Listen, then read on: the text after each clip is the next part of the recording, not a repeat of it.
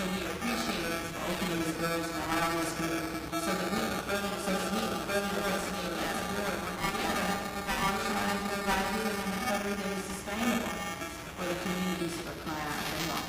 So I'm not going to stand before you long. We had some technical difficulties. We worked around them. We have everything queued up and ready to go. We have a wonderful program that is already in your program so that you can follow along.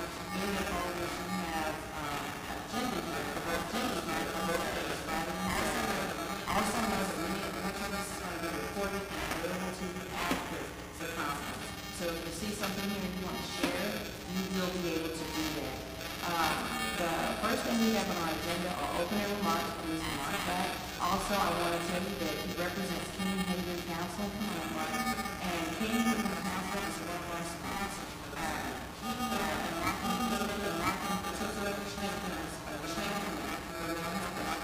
Especially this community, which we've ordained for many years. So thank you, Mark, for following him.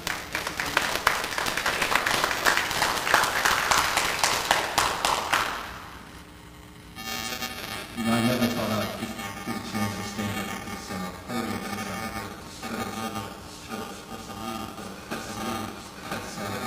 since I had to serve in the church. I'm just excited that here in Fort Wayne County, the church that I grew up in is in Mature Health. We have the opportunity to host and sponsor events that addresses mental illness, mental wellness,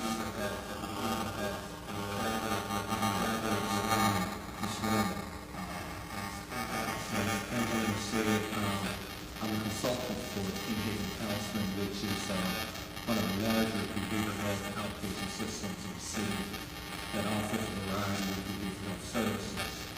But the bigger mission is to get out into the community, venues like hospitals and prisons,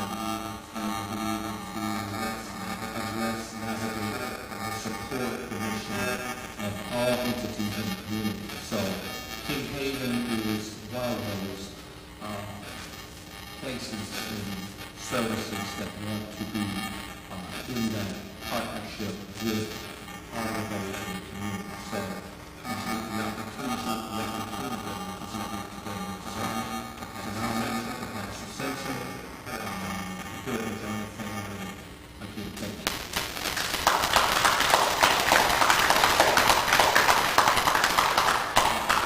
All right, one of our first opening statements will be from Beverly. She's the chair of this conference, 2022. But just because we get to that, I want to take a moment because we know that the pastor's duties are long and the list keeps growing even as we go down. And just to acknowledge Pastor Simpson and Pilgrim Journey for opening up their building to allow us to be all of them together tomorrow. We have a special check on the appreciation for the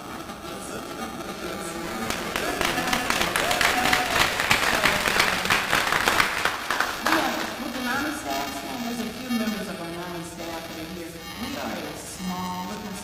We are very, very small and light and few, and we work very hard to expand our reach. We've been working in those kind of for some years.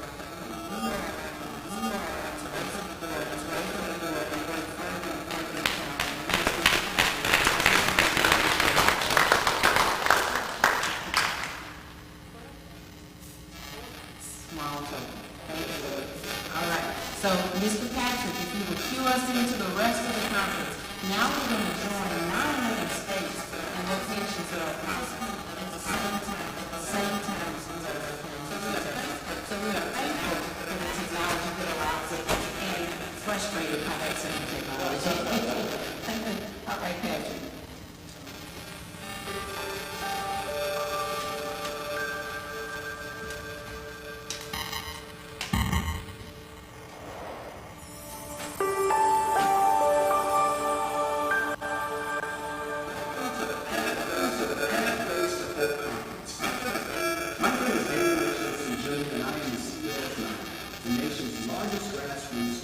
Welcome to the Pathways to Hope Conference.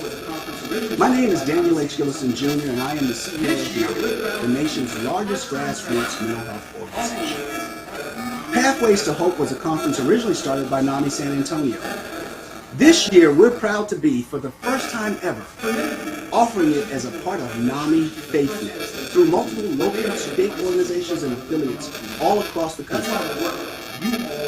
For many people, especially people of color, the church is the first place they turn to when they are in crisis or struggling with a mental health condition. That's why the work you all are doing to increase mental health education, awareness, and resources in your community is critical. And I am so honored to be here speaking with you today. A few stats. Every year, 1 in 5 people report struggling with a mental health condition. Every 11 minutes, someone in the U.S. dies from suicide. For some people, those are just numbers, but for me, it's personal. I lost my cousin to suicide when she was 26 years old. We had grown up together. We had talked about being the first ones in our family to go to college together. It affected my family in tremendous ways. My aunt and uncle were never the same, and our family hasn't talked about it since 1986. I often wonder what it would have been like if we had known about NAMI back then. What if we had had access to so many of these life-saving resources? What if my cousin had heard from other people who looked like her, that they felt those same feelings too, but they found treatment and they found hope?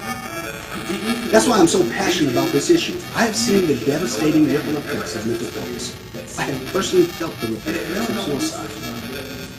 I'm deeply committed to doing anything I can to help make sure no other family ever has to experience that same pain, and that mental health resources are available to every individual and every community who needs it.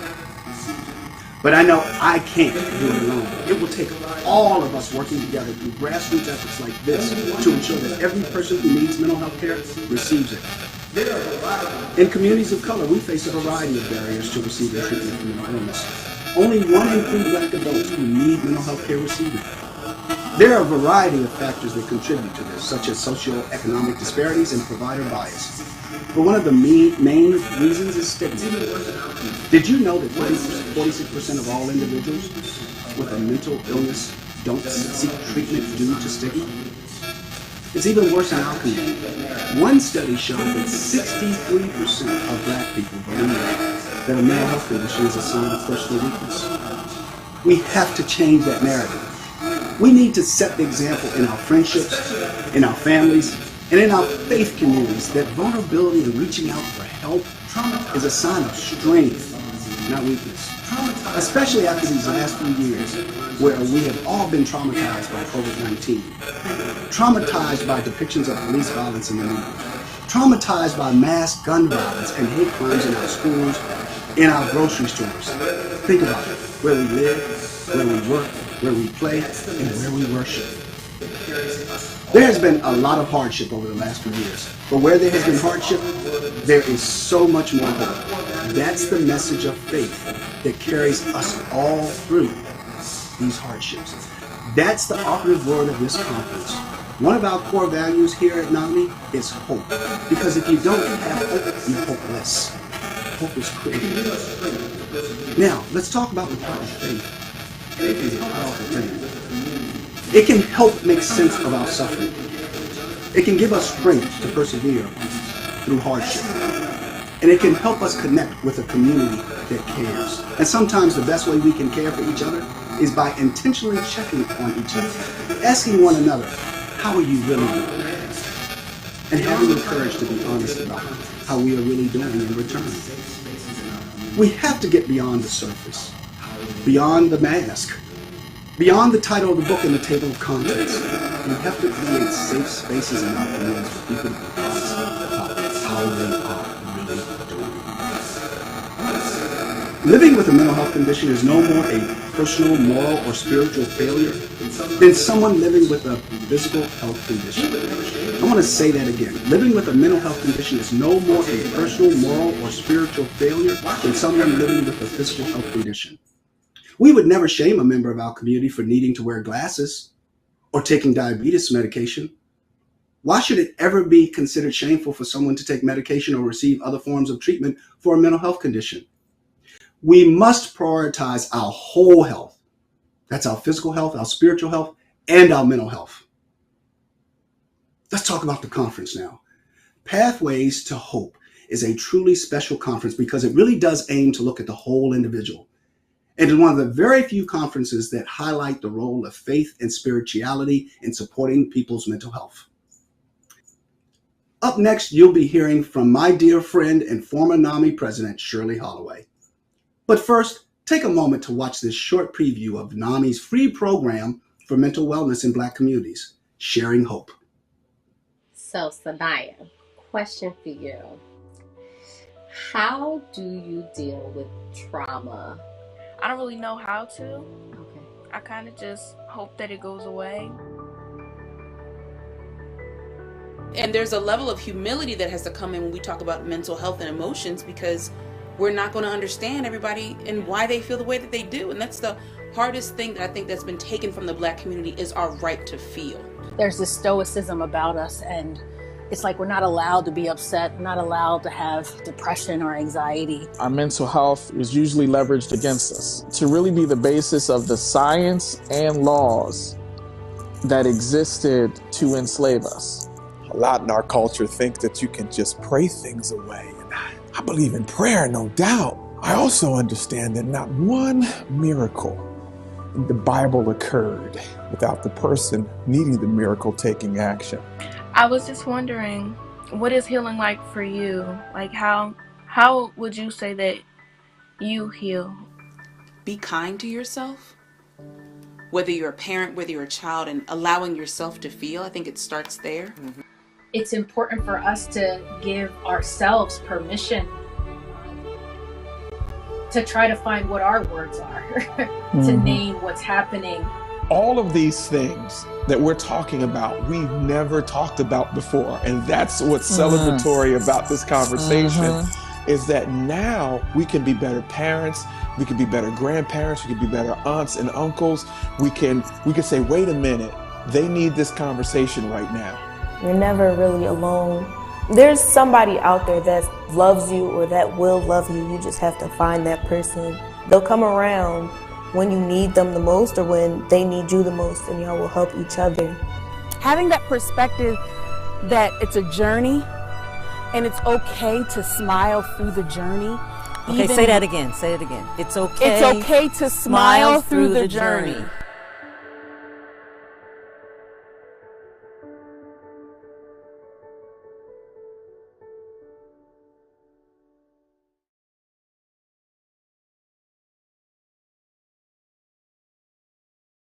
Thank you, Dan, so much for your kind introduction. What a privilege to have this opportunity to welcome you to the 2022 Pathway to Hope Conference. My name is Shirley Holloway. I have been involved and deeply engaged with NAMI for over 10 years at the national, state, and the local level. 2022 is a very important year. It is the first year since the pandemic that this conference is being held in person. It is exciting and affirming to be together again. We at NAMI are particularly delighted because for the first time we are helping to sponsor Pathways to Hope through NAMI Faith Net, NAMI's outreach to faith communities. Through a generous grant from the Templeton Foundation, NAMI is helping 18 of its local affiliates and state organizations host their own Pathways to Hope conference, going on this very weekend. This is an important milestone in NAMI national support for its partnership with faith communities. Pathways to Hope began as a way to bring people together from across the community to help in a variety of ways. Here are some of those. Break the stigma of mental illness. Activate and engage faith communities to help support families and individuals impacted by a mental illness. Promote a holistic approach to mental health, body, mind, and spirit. Provide information and resources for community members, and provide and promote community inclusion and engagement. As you will hear throughout this conference, our communities must become part of healing and recovery for people impacted by mental illness, both individuals and their families. In my own state of Alaska, our faith communities play a critical role in the wellness of our communities, particularly our small, isolated rural villages.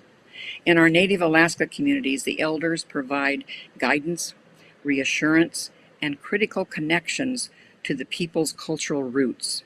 They keep traditional healing rituals and values alive. Their wisdom is greatly respected. As leaders, members, and volunteers of a faith-based organization and network, we know our mission to counsel, guide, support, and lead our groups and individuals has not been easy, especially during the past several years of the pandemic. Individuals, family members, and our communities dealing with loved ones struggling with mental illness need all of us working together to provide the needed support, understanding, and guidance. Since each Pathway to Hope conference across the country has developed its own agenda, you will be hearing from local advocates and professionals about issues important to you, about where to find resources, and in doing so you will find you are not alone. NAMI and NAMI Faith are very proud to be part of these local conferences across the country. Oliver Wendell Holmes said, "A mind that is stretched by a new experience can never go back to its old dimensions." May your experience at the Pathway to Hope conference stretch your experiences, but also inspire you to continue to serve those we love and care for deeply. Thank you for all that you do. We are all in this together. And now I have the privilege of introducing Dr. Tom Insel. Thomas Insel, MD, a psychiatrist, a neuroscientist, has been a national leader in mental health research, policy, and technology. From 2002 to 2015, Dr. Insel served as director of the National Institute of Mental Health. More recently, he led the mental health team, Verily, formerly Google Life Sciences, co-founded Mind Strong Health, a digital mental health company for people with serious mental illness, and launched Humanist Care, a therapeutic online community for recovery. Sorry about that. Since May of 2019, Dr. Insel has been a special advisor to Governor of California, Gavin Newsom, and chair of the board of the Steinberg Institute in Sacramento, California. Dr. Insel is a member of the National Academy of Medicine and has served numerous national and international awards, including honorary degrees in the United States and Europe. He's an outstanding human being, and we're so proud to have him with us today. Please welcome Dr. Insel.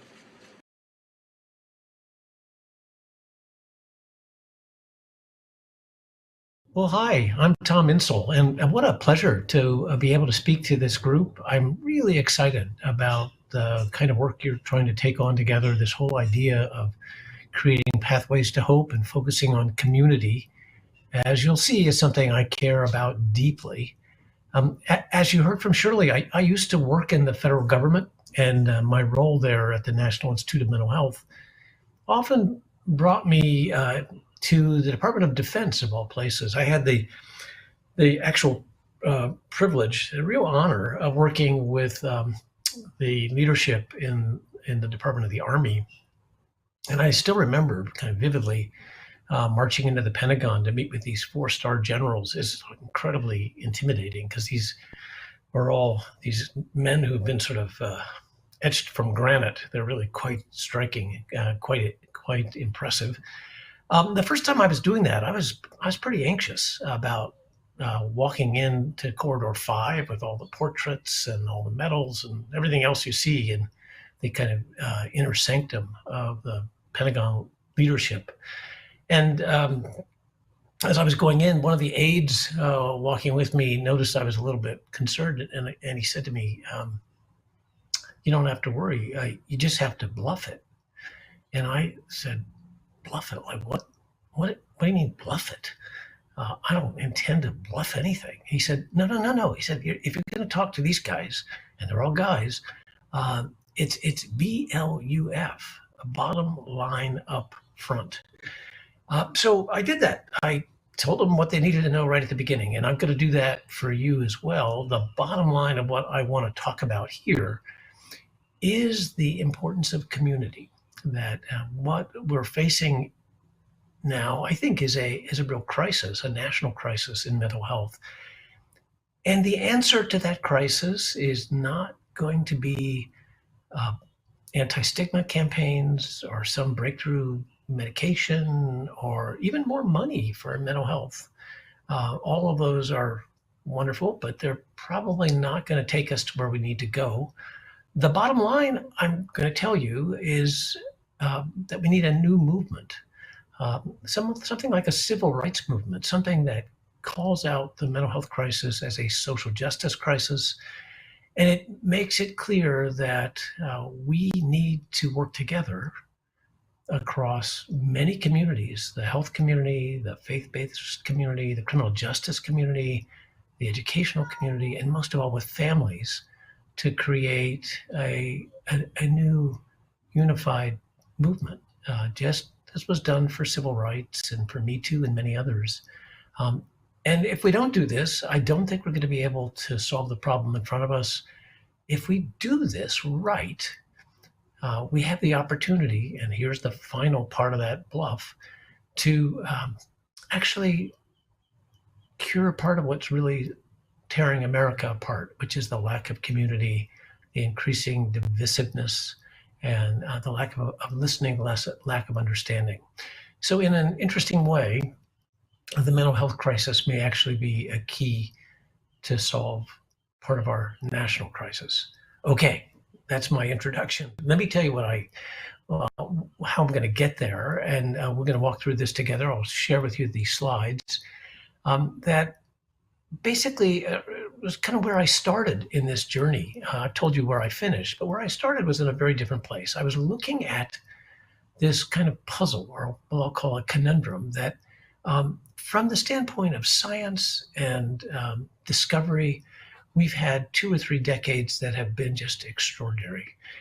From the standpoint of treatment, we've got interventions for almost all of the serious mental illness issues that we could care about. I mean, we've got, obviously, we have medications. They only take us so far, but we have psychological treatments. We have new neural treatments and rehabilitative care that really work. And when you talk to individuals who are in the treatment sector, they're enthusiastic about what they're able to do. We have more people than ever getting more treatments than ever, and yet the outcomes are no better. Actually, I'd say the outcomes are in many ways worse. So that made no sense to me, and that began me on the journey, which became a book called Healing, to try to understand how could you have progress kind of at the individual level and lack of progress at the population level. Just to clarify, when I say there's a crisis, what do I mean? It's not that we have an epidemic or a pandemic, but we have a lack of change or lack of improvement in public health measures. We call those morbidity and mortality. It's really just disability and death.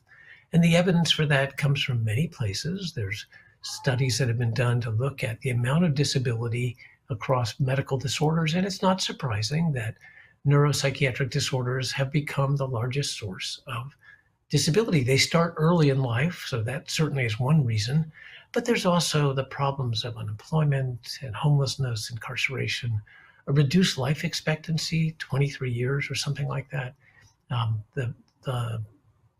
The frequent fall into poverty, all of this explains the high rates of disability or morbidity, but it's also mortality. You look at the mortality statistics for most medical areas, from stroke, heart disease, AIDS, and childhood cancer, and the data are really stunning about how much we have improved. Suicide, not so much. We've actually seen an increase of some 30% since the year 2000. That's really a stunning figure, but not even as stunning as the increase in drug overdose deaths, which you can see here. Increasingly, we talk about suicides and drug overdose deaths and alcohol-related deaths as deaths of despair. I think that's a useful construct because often we don't know And when somebody dies from alcoholism or from a drug overdose, whether it was intentional, whether it was a slow form of suicide. And so putting all of these together and tracking them over time is an important way of understanding the mental health crisis in America. And you can see these numbers, which are really stunning, that we have seen an increase even before the pandemic, but then a really shocking increase, particularly in drug overdose deaths during the pandemic. We don't have great numbers for the last year, and that's a problem. We've got to track this better. But let me just give you one sense of what I'm talking about when I talk about this being a crisis. I mean, all of us are perfectly aware of the public health toll of COVID.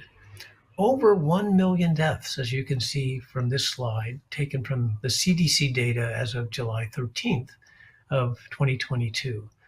But look closely at that pattern, and you can see, for the most part, those deaths are in people over the age of 65. When one looks at young people, people under the age of 30, there have been 7,509 deaths from COVID, the pandemic that has really transformed all of our lives. And yet, at the same time, in the same period, for people in the same age bracket, these people under the age of 34, according to the CDC, there were 15,000 deaths in 2020, 28 suicide deaths, almost 29,000 overdose deaths in 2020. 2021 was considerably worse, although the data haven't yet been broken down by age. If one just takes a gross cut of what we do know so far, it looks like the total is going to be well over 90,000 deaths of despair for people under the age of 34, relative to about 100 deaths from COVID. And yet we don't talk about it. We're not even apparently aware of how serious this pandemic has become in terms of a mental health crisis. So I think part of what I want to make sure we start with is a very clear sense that we've got a problem, and the problem doesn't have a single cause. Most of all, it's not just a epidemic kind of crisis, it's a care crisis. It's not that we have a massive increase in prevalence, it's that we have a massive decrease in care. That plays out in at least 5 ways, and I want to just quickly lay them out. We'll quickly go through what the solutions are for each. First, there's a lack of capacity. We don't have the beds, we don't have the community supports, we don't have the workforce that we need to address the crisis in front of us. We do try to understand this crisis and the difference between individual experiences. Often we're hearing about people who've done very well with treatment, and population data where we see this lack of change or lack of improvement. What's clear is that a big part of the problem, that disconnect, is that most people who could and should be in care are not. Only about 40% of people who should be in care are actually receiving care. And when they do receive care, it's not usually of optimal quality. It tends to be fragmented, episodic, it's reactive. All of you know this, you've experienced this in your own families. We're not doing as well here as we are doing generally for the treatment of cancer, cardiovascular disease, and diabetes, areas where we've seen improvements at a population level. 2 other parts of this that I think really contribute to the crisis is this lack of accountability. We just don't measure outcomes in the way that we need to. I think there's a real problem in trying to manage the things we don't measure. And so though we do this really quite well for hypertension, diabetes, and many other parts of medicine, in mental health, only about 20% of practitioners actually provide any kind of objective accounting or measurement of how people are doing. And finally here, we have a stunning lack of equity. And that, as I'll say in just a few minutes, the people with serious mental illness have become in so many ways the sort of untouchables in our society. And this is why I think we're going to have to think beyond the current models to be able to solve that part of the crisis. So lack of capacity, lack of engagement, lack of quality, lack of accountability, lack of equity. What are the solutions? Well, The good news is actually we've got a lot to offer. And part of what I want to do in this quick presentation is to lay out for you why I'm actually quite hopeful about what we're able to do for many of the people who are struggling with serious mental illness. The solutions match up pretty well with the set of problems we've just talked about. So if you think about that lack of capacity, what we need there is clearly investment. We're going to have to start rebuilding that safety net, rebuilding the capacity that we're missing. In terms of lack of engagement, actually, we know a lot from how we engage people online about how to use remote care that's person-centered and digital often, to be able to improve engagement, to meet people where they are, and to provide the kind of convenience that many people need and deserve in getting their mental health care, something we didn't have so much in the past. The lack of quality is a massive issue, and it's one that is going to be much harder to solve than just providing the engagement or the access. I think for quality, we're going to have to think about creating new ways of training and coordinating the care, the workforce, and providing better kinds of care. More about that in just a moment. Lack of accountability really comes down to what we tend to call measurement-based care, figuring out a way to actually measure outcomes and hold people accountable for delivering those. And finally, this lack of equity, which is a big challenge, requires a different model of care, something that's recovery-based. I'm going to unpack each of these rather quickly just to give you a sense of what I mean by each of them. And why I'm actually rather hopeful. In terms of investment, it's worth understanding the history of mental health investment. It's fundamentally been a hot potato for the federal government, state governments, county governments, and nobody wants to do it. Nobody wants to spend the money. And if you look back over the last 100 years, what you see is a kind of pattern of shifting from one pocketbook to another. So we started with state hospitals that were the locus for mental health care for a century, basically, until President Kennedy in 1963 launched the Community Mental Health Act, which set up a federal system. That's kind of remarkable. We don't usually think of the federal government getting involved in healthcare in this way. They may pay for it, but it's usually not the federal government that actually hires the people, opens the clinics, does the actual treatment. The community mental health centers were indeed federal clinics that were coordinated by the National Institute of Mental Health, my former agency. And for 17 years, they were a new network, a new system for the treatment of serious mental illness. They weren't perfect, but it was an interesting experiment. Unfortunately, they actually failed to often treat the very people who they were charged with helping. Although some clinics did quite well. I grew up in that system and got to see it working rather well until 1980, when the Reagan administration decided that actually, mental health was healthcare, and that shouldn't be part of the federal government. That's up to the states. So in the middle of an economic crisis, the community mental health centers were basically defunded, created a block grant and an agency called SAMHSA, charged the Center for Medicare and Medicaid Services, CMS, to begin to help the states. But it was really then a state, and for many states, a county responsibility from 1980 all the way until the last 3 or 4 years. And then just recently, we've seen this extraordinary new investment from the federal government. On the one hand, it was setting up the 988 system, which I must say hasn't really been funded very much, but it has been leadership from the federal government, particularly from SAMHSA.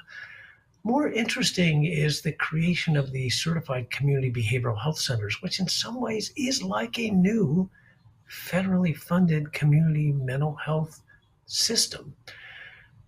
These CCBHCs, which started in about 2018 as demonstration projects in 8 states, have now expanded to 40 states, 430 clinics, providing whole person care or no wrong door care particularly focused on people with serious mental illness. That's been a really interesting new era for the federal government investment in mental health. And a couple of weeks ago, about a month ago, became much larger. So that Bipartisan Safer Communities Act, that was the response from the Senate, the U.S. Senate, to the Uvalde massacre, became really one of the largest new federal investments in mental health since 1963, with something like $9 billion now going to build out the CCBHC. So we're in a new era for investment. One of the reasons why I'm pretty hopeful. We talked about lack of engagement, lack of quality, lack of accountability. And for those, there's actually a lot of opportunity, a lot going on. I'll just quickly say that the development of mobile interventions have done a lot for engagement. Part of this is building out new ways of access and providing the kind of convenience and the kind of, let's say, consumer-directed online care. Some of that's psychotherapy, some of it's coaching, there's peer support, there's crisis intervention. There's a lot going on, a lot of innovation there, a lot of opportunity. Still early days, but I do think the promise here is that we'll be moving from the kind of old brick and mortar system to a new system that does provide care in a way that's truly democratized, which we haven't seen before. It's only part of the answer. We're still going to need high touch as well as high tech, but it's an interesting new part of the story. We've also got the opportunity to use technology to coordinate care in new ways and to provide the kind of measurement that's been missing, and maybe really measurement at the individual level, using sensors and voice and measures that may come from your phone or might even be in the course of a telehealth session where we can actually understand from not just what people say, but how they say it, what their facial expression is, providing kind of new objective data that we haven't had before for understanding what's going on for people as they get treatment and when the treatment's working and when it isn't.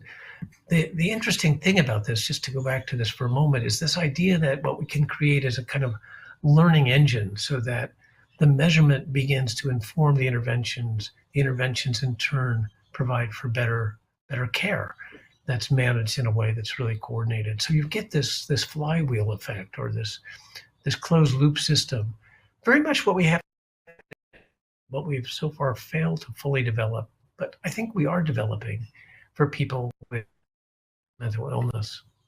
Now, I've said a little bit about solutions for the top four, but what about that lack of equity?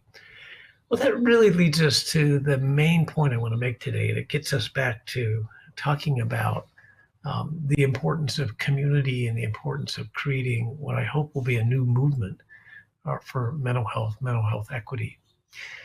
Let me show you what I mean by the lack of equity, because with all that we've talked about in the last 2 or 3 years around the long overdue reckoning based on race, we haven't yet had the reckoning based on the presence of serious mental illness.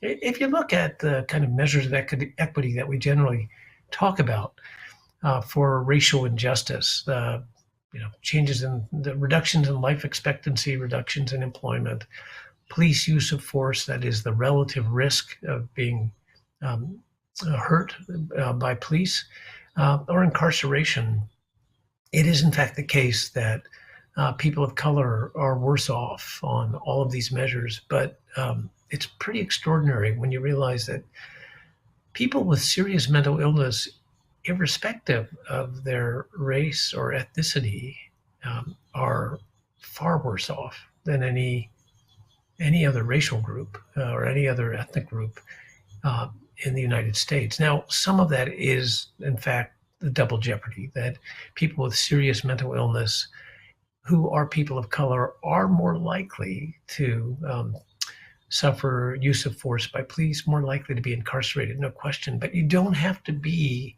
a member of a disadvantaged minority to show this inequity. Just having serious mental illness is a remarkable definition of what we mean by being an untouchable. And I bring this up here because in so many ways, it feels like we're in a kind of Jim Crow moment for people with mental illness. We're not talking about this. We have this profound injustice, this mass incarceration of people who have essentially a medical problem, and we're not talking about it. Even those of us who are in the mental health world seem to mostly be focused on other issues. So I call this lack of equity not because it's based on race, but because it's based specifically on having serious mental illness.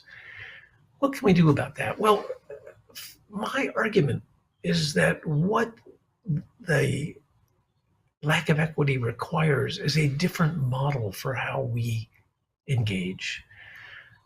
The medical model isn't getting us to where we need to be. I was in a conversation with a psychiatrist who works on Skid Row in Los Angeles, where these photographs were taken. And I was asking him about this problem, and he said, well, it's, the answer is recovery, to which I said, what do you mean by recovery? And he said, well, it's the 3 Ps. I thought to myself quickly, like, well, you got Prozac, you got Paxil. I was trying to figure out what that third P might be. And he made it very clear. It's people, place, and purpose.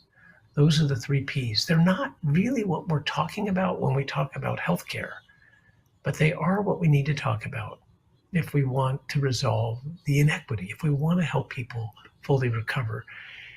It's not just about asking them about symptoms, or somebody once said to me, it's not about approaching people with the question, what's the matter? It's approaching people with the question, what matters to you? What's important to you? And it's beginning to help us to redefine what we mean by care as being something more than managing a crisis, something more than managing the symptoms. It's about supporting people, social support, supporting place, and supporting purpose.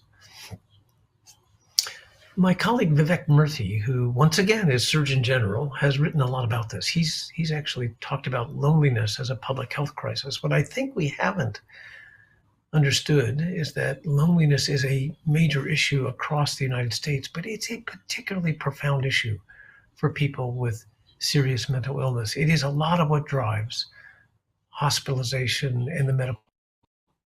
These are folks who don't have a social support system, a network around a person to call in the middle of the night when they're frightened or when they don't know what to do. Place, of course, is a huge issue. It's not only developmentally, we talk a lot about adverse child experience and how that contributes, but even in the way that people try to recover, whether they're facing homelessness or they're facing food insecurity, or just the challenges of poverty in a nation of just profound economic inequality. Place matters. And having a place where you can feel secure, a kind of sanctuary, where you can feel a sense of dignity. Housing really does matter here. Again, we don't allow providers to write prescriptions for housing, but should we? Should this be part of healthcare? Purpose. And this really brings us to a lot of what we want to talk about with all of you. This idea that part of what we can do if we want people to recover is to help them find meaning, even if it means using their experience of psychosis or severe depression to help the next person with psychosis or severe depression. That peers have so much to contribute here. And often they can take this profound traumatic experience and turn it to their own advantage by helping somebody else, by leveraging that experience to be useful to others, creating some sense of purpose, some sense of mission, really empowering them. And this is where so many of our communities, faith-based, health-based, school-based, can play an important role by engaging those people who have gone through this fire and allow them to be able to help others. It's, I think, vital to remember that we know how to deliver people, place, and purpose. It's not a single thing. There's not a pill for this, but it does require excellent medical care and excellent primary care, health care. It requires ACT teams and housing and supportive employment and family engagement. Absolutely. We know all of the pieces that need to be put in place.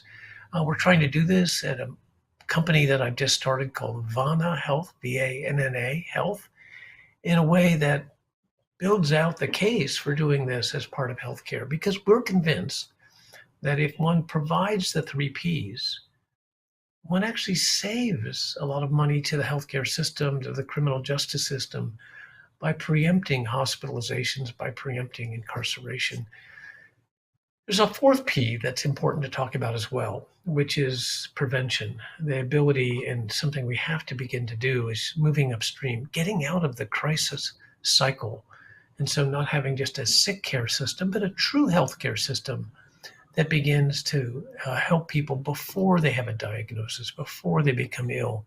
We're very focused on this where I live in California, with a new massive investment in child and youth behavioral health, putting a number of structures in place, mostly through schools, to ensure that the next generation doesn't end up in this cycle of one crisis after another, one ER hospital visit after another, but that they actually have the tools they need to be able to cope better and to be able to essentially prevent that long slide into morbidity and mortality that we talked about before.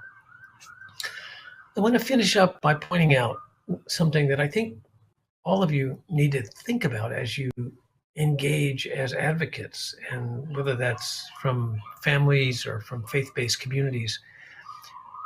When we talk about health, too often in the world that we live in here, we end up talking about healthcare.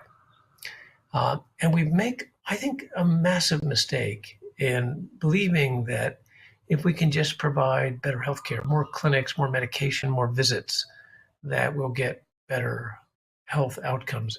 Actually, that is the case. There's a little bit of a contribution from healthcare, but it's about, according to most scientists who look at this question, it's about 10% of your overall health outcomes are due to healthcare. Most of them are due to lots of other factors: how you live, where you live, who you live with, not so much how many medications you're on or how many visits you've had to a clinic or to a hospital. In a country which is spending almost $4 trillion on healthcare, almost $4 trillion. That's more than the GDP of almost any country in the world at this point. And yet, when you look at the things that contribute most to health outcomes, like social and economic factors and health behaviors, we leave it to nonprofits, or we expect a clubhouse to hold a bake sale or to depend on philanthropy. These are the things that really matter for people with serious mental illness, and yet we haven't yet begun to define them as part of healthcare. We don't pay for them with healthcare dollars. I think that's part of why we have this injustice. That's part of why we've lost the ability or the capacity to really bend the curve for people with serious mental illness on morbidity and mortality.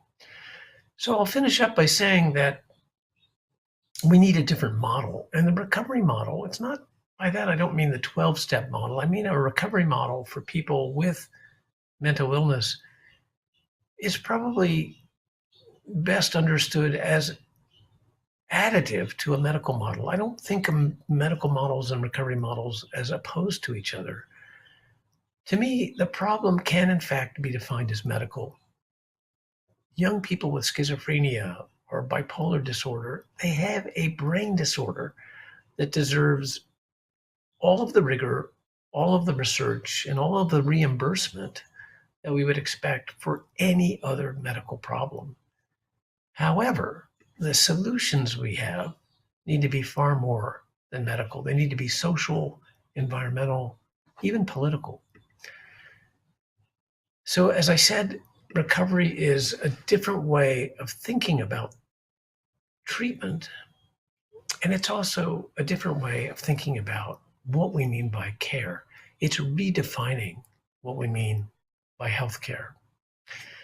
So this takes us back to where we began. I started by saying that we have this conundrum that we've got all this progress and we've got all of this good stuff to offer, and yet outcomes are no better. And the answer to me, I think, is that it's not just about healthcare. It's not the medical model. That by itself will not get us there. It is people, place, and purpose. So another way to say that is the problem is medical, but the solutions are social, they're environmental, they're political, and they depend on community, which gets me back to where I started, that original bluff statement, that where we need to go here, if we are going to, in fact, get better outcomes and help people recover, is to create not just another anti-stigma campaign or another research discovery, but to create a social movement, a movement equivalent to a civil rights movement, a movement that says, this is a problem for all of us. This is a problem for the nation. Those people with this set of brain disorders are the people who need our help the most. And how we help them defines who we are as a nation. How we help them defines how we help each other. That in some way, people, place, and purpose is part of what we all need. And this is the opportunity through what I will call the mental health movement to bring recovery not just to those with serious mental illness, but recovery to a nation that is so divided and so unable right now, apparently, to agree on almost anything. I think this is a place where all of us can, in fact, come together and create a community that cares for those who need care the most. So my closing comment is to invite you to join this social movement for mental health. The book Healing tries to lay out what that pathway looks like.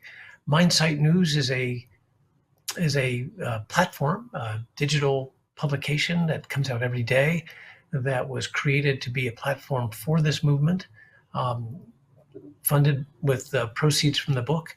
And Vana Health, I mentioned, is a new startup that I'm just launching that will try to prove out the business model for doing this and doing it well, with the idea that in 4 to 5 years, this, in fact, that is recovery services become all of us think of as a standard part of healthcare, reimbursed by Medicaid, reimbursed by commercial payers, and finally giving us a path to help those people with mental illness recover, and frankly, to help all of us recover. Thank you very much.